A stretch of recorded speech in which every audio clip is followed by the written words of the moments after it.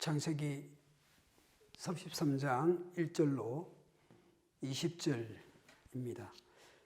오늘 본문의 주요 내용은 야곱이 형 에서를 만나서 관계를 회복하는 내용입니다. 이 관계를 회복하는 내용인데 이 과정에서 조금 아쉬운 부분이 있습니다. 2절에 보면 두 여종과 그 아들들, 레아와 그 아들들, 라헬과 요셉을 순서대로 둡니다. 뭔가 더 아끼는 것, 더 사랑하는 것을 뒤에 두고 있는 것이죠. 바단 아람에서도 레아와 라헬 사이에 상당한 갈등들이 있었죠. 여전히 그런 문제들이 가나안 땅에 들어오면서도 해결이 되기보다는 뭔가 또 갈등의 그 씨앗들이 배태되고 있다라는 그런 면에서는 참 아쉽다라는 생각이 듭니다. 여하튼 오늘 주요 내용은 형 에서와 관계를 회복하는 것이죠. 이 형은 야곱을 부를 때에 9절에서 보면 내 동생아, 내 동생아 이렇게 부릅니다. 야곱은 에서 앞에서 자신을 조물의 신분으로 낮추지만 형 에서는 야곱을 여전히 동생이라고 부릅니다. 그리고 3절에서 야곱이 에서에게 절을 하지만 4절을 보면 에서가 달려와서 그를 맞이하여 안고 목을 어긋맞추어 그와 입맞추고 서로 울었다라고 되어 있습니다. 이거 어디선가 본 것 같지 않습니까? 누가복음 15장에 보면 15장 20절에 보면 돌아온 탕자 비유에서 아버지가 집 나간 둘째 아들을 기다리면서도 저 멀리서 오는 그 둘째 아들을 향해서 달려가서 목을 안고 입을 맞추었다라고 표현을 합니다. 마치 돌아온 탕자를 기다리는 아버지의 마음으로 형 에서가 야곱을 그렇게 맞이합니다. 그러나 야곱은 20년 전 자신의 그 잘못한 것, 형을 속인 것에 대한 그런 문제를 가지고 있습니다. 이때에 이삭에게 야곱이 두 가지의 이야기를 하죠. 27장, 창세기 27장 35절과 36절에 보면 이 장자의 명분을 빼앗았다. 지난번에는 이제는 나의 복을 이렇게 야곱이 빼앗았다라는 것을 이야기합니다. 여기 장자의 명분과 복, 이 장자의 명분 했을 때에 이걸 히브리어로 보면 베코라입니다. 베코라. 제가 발음이 정확하지 않을 수 있지만 베코라입니다. 그리고 이 복은 베라카입니다. 베코라, 베라카 아주 이렇게 발음상 비슷하고 이렇게 알파벳을 보더라도 상당히 닮아 있습니다. 이 베코라와 베라카를 빼앗았다라는 이야기를 합니다. 이 관계가 회복이 되려고 하면 예전에 나에게 어떤 피해를 입혔던 것에 대해서 어떤 보상을 해줄 때에 관계가 회복될 수 있는데요. 이 20년 전이지만 이 에서가 자기 아버지 이삭에게 야곱의 문제가 무엇이었는지, 자기가 무엇을 빼앗겼는지 이렇게 이야기할 때에 베코라와 베라카를 빼앗아갔다라는 이야기를 합니다. 이제 내 필요에 의해서가 아니라 관계를 회복하기 위해서는 상대방의 그 상처, 상대방에 대한 배려, 이런 것이 선행이 되어야 할 것입니다. 야곱은 형에게 이 두 가지 베코라와 베라카를 돌려 이렇게 주게 됩니다. 야곱은 에서를 만나서 계속 자신에 대해서 말할 때에 주의 종, 이 주라는 것은 사실 당신, 형 이런 뜻입니다. 그러니까 형에게, 당신에게 나는 종입니다 라는 것을 말합니다. 자신을 낮추어 부르고 있습니다.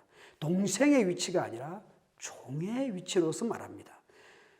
집 나간 둘째 아들이 돌아오면서 이제는 나를 아들로서가 아니라 종으로 받아들여 주기를 돌아온 탕자가 자신의 신분을 낮추듯이 이제 형 앞으로 돌아오는 야곱은 자신을 그렇게 종의 신분으로 낮추고 있습니다.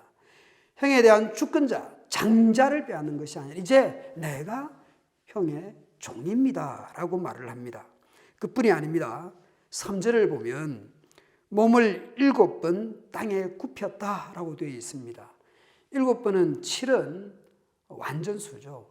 이 완전수인데 완전히 엎드렸다는 게 아니라 이 굽혔다라는 것은 마치 패배한 왕이 승리한 왕에게 절을 하듯이, 또 아니면 신하가 왕에게 이렇게 완전히 굽힐 때에 코가 땅에 닿도록 그렇게 야곱이 완전히 자기를 낮추었어.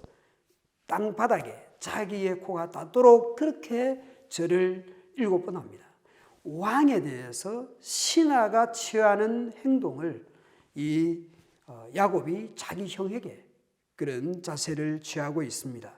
그리고 10절에서는 내가 형님의 얼굴을 배운 적 하나님의 얼굴을 본 것 같습니다.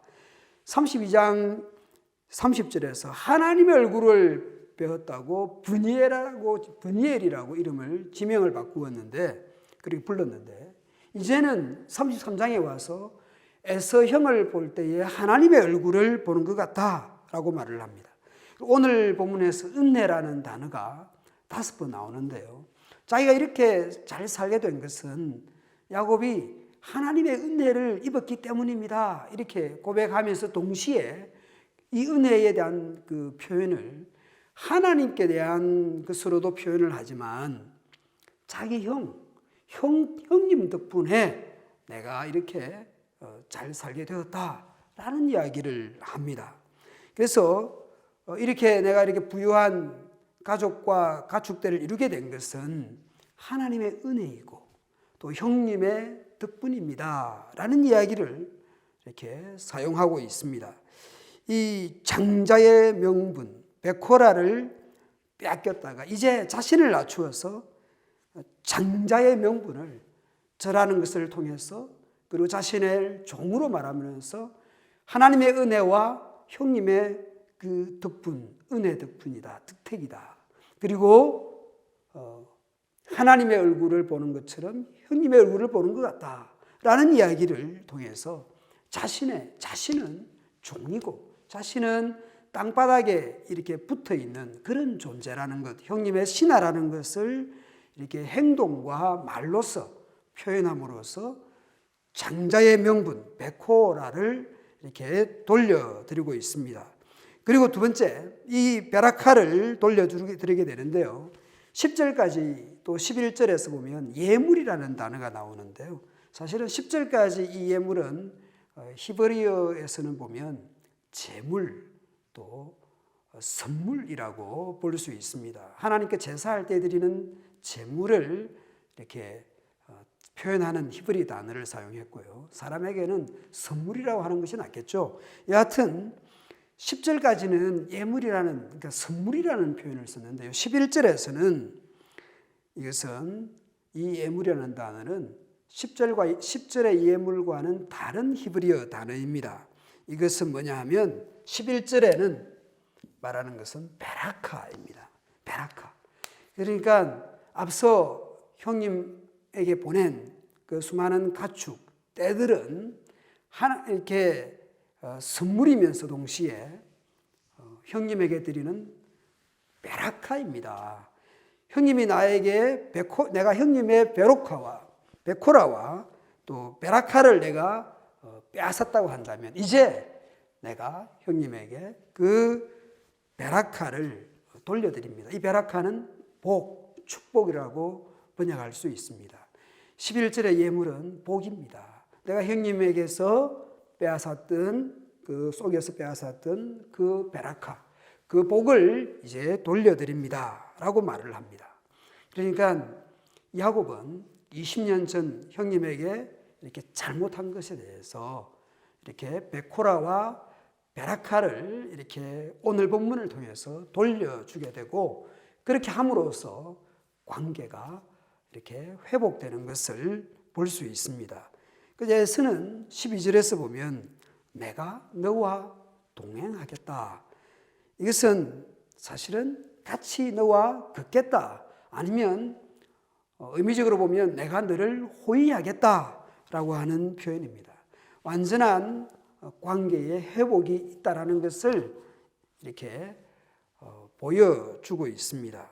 서로 형제가 동행하고 동거하는 모습.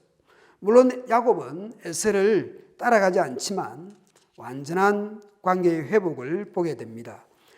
형제가 함께 동행하고 동거하는 모습을